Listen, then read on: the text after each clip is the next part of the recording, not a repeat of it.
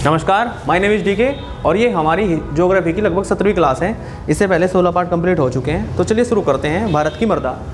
और भारत की मृदा की बात करते हैं तो मतलब अगर भारत की मृदाओं की बात करें तो लगभग 8 प्रकार की मृदाओं में इसको डिवाइड किया गया है। 8 प्रकार की मृदाएँ भारत में पाई जाती हैं, जिसमें से पहले नंबर पर है जलोढ़ मृदा, दूसरे नंबर पर है काली मृदा, तीसरे नंबर पर है लाल मृदा, चौथे नंबर पर लैटेराइट, फिर पर्वतीय मृदा और फिर मरुस्थलीय मृदा और लवणीय मृदा और 8 है पीट मृदा। तो कुल मिलाकर भारत में जो मृदाओं का वर्गीकरण है वो 8 आधारों पर किया जाता है। मैं एक बार फिर दोहरा रहा हूँ, जलोढ़ मृदा, काली मृदा, लाल मृदा, लेटेराइट मृदा, पर्वतीय मृदा, मरुस्थलीय मृदा, लवणीय मृदा और पीट मृदा। एक एक मिट्टी की हम बात करेंगे और इसकी क्या विशेषताएं हैं इस पर भी बात करेंगे और बढ़िया से ऐसे कंप्लीट करेंगे। ज़्यादा समय में नहीं होगी, आपका ज़्यादा समय हम नहीं लेंगे, कम समय में इसको कंप्लीट कर देंगे। एक क्वेश्चन आता ही है हर एक एग्जाम में इसमें। तो चलिए शुरू करते हैं जलोढ़ मृदा। देखिए जलोढ़ मृदा की जब हम बात करते हैं ना तो जलोढ़ मृदा पूरे भारत में लगभग 40% एरिया कवर करती है। तो सबसे बड़ा एरिया इसी मतलब मृदा का है। और कहाँ पाई जाती है तो उत्तर के विशाल मैदानों में यह देखने को मिलती है और कहाँ मिलेगी, तटीय मैदानों में भी देखने को मिलेगी। मतलब जलोढ़ मृदा का जो निर्माण है ना वो नदियों के द्वारा लाए गए अवसादों के जमाव से होता है और जहाँ भी नदियाँ होंगी वहीं पर भी इसका निर्माण होगा। जैसे उत्तर भारत में गंगा, यमुना और सिंधु नदियाँ हैं, ऐसे ही जैसे दक्षिण भारत में नर्मदा, ताप्ती, गोदावरी, महानदी, कृष्णा, कावेरी, ये जो नदियाँ हैं यहाँ पर इसका निर्माण होगा। तो जलोढ़ मृदा का निर्माण यहीं पर देखने को मिलेगा आपको। तो नर्मदा, तापी, महानदी, गोदावरी, कृष्णा, कावेरी, इन नदी घाटियों में इसका निर्माण देखने को मिलेगा। एक कमाल की बात यह है कि जो जलोढ़ मृदा है इसकी विशेषता ये है कि इसमें नाइट्रोजन का अभाव होगा, लेकिन अगर आप इस मिट्टी में फलीदार फसलों को उगा लें तो वह वायुमंडल से नाइट्रोजन का स्थिरीकरण कर देती है। इसमें तो फलीदार फसलें नाइट्रोजन के स्थिरीकरण में यहाँ पर सहायक होती हैं। पोटास और चूने की यहाँ पर पर्याप्त मात्रा देखने को मिलती हैं।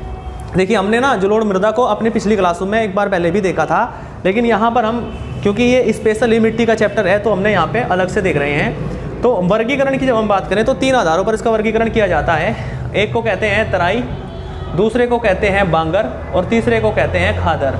देखिए तराई क्षेत्र क्या है, भामर प्रदेशों के दक्षिण का एरिया है। मतलब भामर प्रदेशों के दक्षिण में जब आप चलोगे तो आपको मिलेगा तराई क्षेत्र।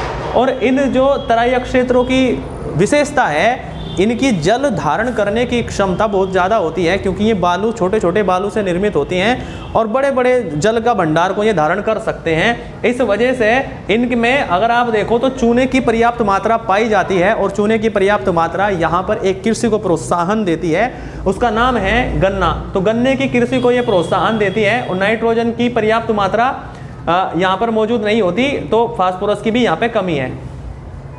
अच्छा, यहाँ पे नाइट्रोजन की जो मात्रा है वो पर्याप्त है और फास्फोरस की यहाँ पे कमी पाई जाती है। तो तराई रीजन की जब हम बात करते हैं तो पहली बात तो ये भामर का दक्षिण का एरिया है और दूसरी बात ये है कि यहाँ पर जल धारण क्षमता इसकी बहुत ज़्यादा है। यहाँ पर नाइट्रोजन की बहुत मतलब मात्रा पर्याप्त है और फास्फोरस की यहाँ पे कमी पाई जाती है और गन्ने के लिए ये जो दशाएं हैं ये अनुकूल है। तो इस क्षेत्र में गन्ना उपजाया जाता है। इसके बाद है बांगर प्रदेश। जब हम बांगर की बात करते हैं तो बांगर को ही पुरानी जलोढ़ के नाम से जाना जाता है। पुरानी जलोढ़ का मतलब ये है नदियाँ जब अपने साथ अवसाद लेकर आती हैं तो वे जो है ना जिन अवसादों को फैला देती हैं, तो क्या होगा जब ये अवसाद पीछे की ओर नदी से दूर हटते हैं तो वे स्थिर हो जाते हैं, एक जगह जम जाते हैं। उन्हीं को हम कहते हैं पुरानी जलोढ़।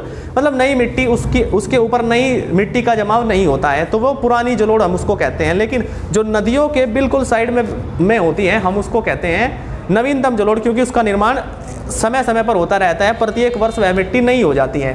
तो बांगर को ही हम पुरानी जलोढ़ भी कहते हैं। सतलुज और गंगा के ऊपरी मैदानों में देखने को मिलती हैं। देखिए गंगा और सतलुज कहाँ हैं तो नदियों वाले चैप्टर में हमने बता दिया है, लेकिन फिर भी आप देख लो सतलुज और गंगा के मैदानों में इसका विकास देखने को मिलेगा। रबी की खेती के लिए बहुत उपयुक्त हैं और रबी की खेती की जब हम बात करें तो सर्दियों में होने वाली जो भी खेती है, जैसे गन्ना सर्दियों में होता है, उसके लिए बहुत उपयुक्त है। और जैसे हमारे पास गेहूं है तो रबी की फसल है, सरसों रबी की फसल है, चना रबी की फसल है, तो इनमें ये बहुत उपयोगी होती है। तंबाकू और मक्का की खेती के लिए भी ये बहुत उपयुक्त दशाएं यहाँ पर हैं। फिर इसके बाद है जब आप मतलब अभी हम ना यही पढ़ रहे हैं जलोढ़ ही पढ़ना होता है, क्योंकि भारत के 40% भाग में इसी का विस्तार है। तो खादर की जब हम बात करते हैं तो ये नवीनतम जलोढ़ है, और प्रतिवर्ष बाढ़ की समस्या के कारण यहाँ पर जो ऊपर की मृदा है वो हट जाती है। लेकिन एक बात ध्यान रखने की है, ऊपर की जो मृदा है वो हट जाती है, फिर भी ये जो मिट्टी है ये बहुत उपजाऊ है। और ये इसका विस्तार कहाँ से पाया जाता है, तो निम्न गंगा के मैदानों में इसका विस्तार है, ब्रह्मपुत्र घाटी में इसका विस्तार है, ब्रह्मपुत्र घाटी के डेल्टाई क्षेत्रों में इसका विस्तार है। और ये जो मतलब ये जो दशाएं हैं, ये चावल का उत्पादन ही यहाँ पर अच्छे से हो सकता है, बढ़िया तरीके से। तो चावल और जूट का उत्पादन यहीं पर होता है। एक प्रश्न है कि भारत का कौन सा राज्य जूट के उत्पादन में सर्वाधिक है। अगर आप देखोगे तो वहाँ पर जहाँ पर गंगा नदियाँ वगैरह गिर रही हैं, गंगा, यमुना, ब्रह्मपुत्र, ये सब नदियाँ बह रही हैं, यहीं पर ही इस खादर मिट्टी का निर्माण होगा।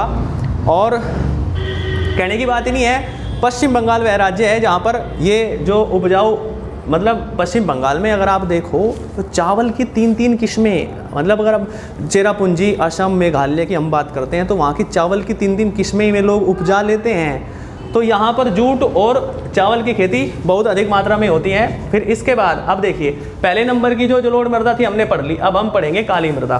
काली मृदा की एक ही देखो, काली मृदा कहने का क्या मतलब है, दक्षिण की भारत की नदियाँ, दक्षिण की भारत की मिट्टियाँ। और दक्षिण भारत में क्या है, दक्कन का प्लेटू है। तो जैसे ये हमारा भारत है, यहाँ है दक्कन का प्लेटू। और काली मृदा का निर्माण किस तरीके से हुआ है, तो बेसाल्टिक चट्टानों के अपक्षय एवं अपर्दन से जिस मृदा का निर्माण होता है हम उसी को कहते हैं काली मृदा।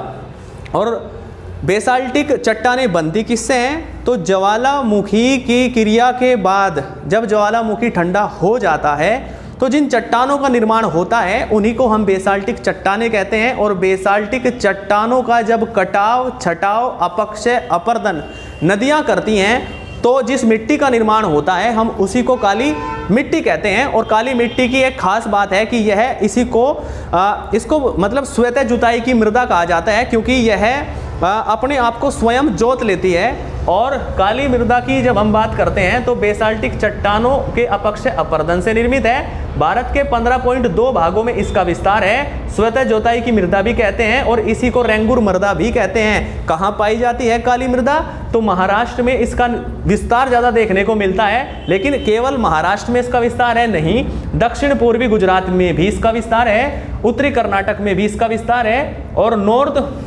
नॉर्थ वेस्ट मतलब दक्षिण पश्चिमी तमिलनाडु में भी इसका विस्तार है, दक्षिण पश्चिमी राजस्थान में भी इसका विस्तार है। जहां तक हमारा दक्कन का पठार फैला हुआ है वहां तक इसका विस्तार देखने को मिलता ही है काली मृदा का।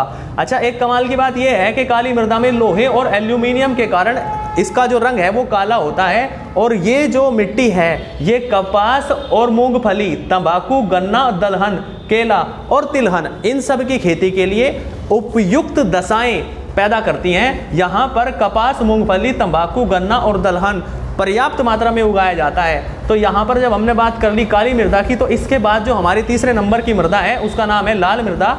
और लाल मृदा कहने का मतलब है जहाँ पर भी आर्कियन और पुराण युग की चट्टानें पाई जाएंगी वहीं पर लाल मृदा भी मिलेगी। और भारत के 5.18 किलोमीटर स्क्वायर क्षेत्रफल में लाख किलोमीटर, मतलब जो है ना, देखो मैं ये जो कह रहा हूँ ना, 5.18 लाख किलोमीटर स्क्वायर क्षेत्रफल में लाल मृदा का विकास है। ग्रेनाइट और नीस प्रकार की चट्टानों का जब अपक्षय अपर्दन होता है तब